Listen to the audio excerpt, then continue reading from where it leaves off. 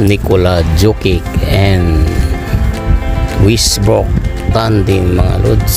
Matindi yung nag-try for double yung dalawang tandem mga lods. Nandito mga lods.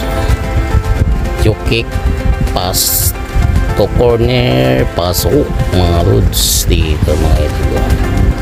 Si Jokic ay umiscore ng 36 points, 22 rebounds, 10 assists sa laban versus Utah Jazz mga idol. Final score dito ay 132-121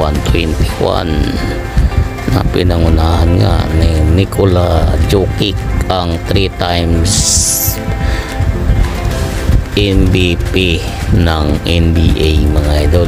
May chance na maging 4 times si Nikola Jokic sa season na ito pag tuloy-tuloy ang kanyang stats na triple double mga idol. Magaling mag-finish, magaling mag-assist, magaling magpasa saan ka pa mga idol. Napakalupit ni Nikola Jokic. Samantala si Russell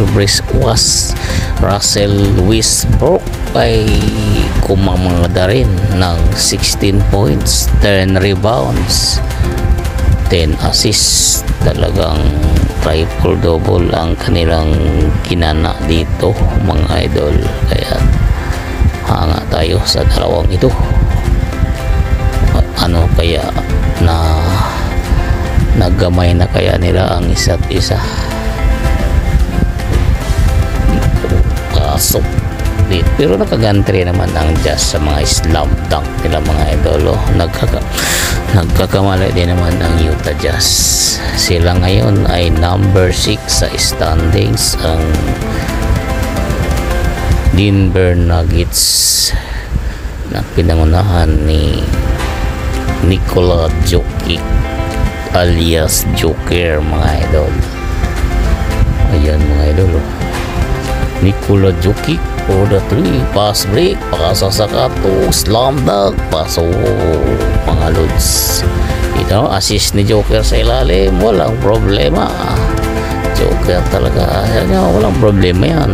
Ito naman nakaganda naman ang isa dito, ang Utah Jazz. Magandang pass break kay Russell Westbrook. Naghanap pa ng foul si Russell Westbrook, nakadalawang sunod na slam dunk.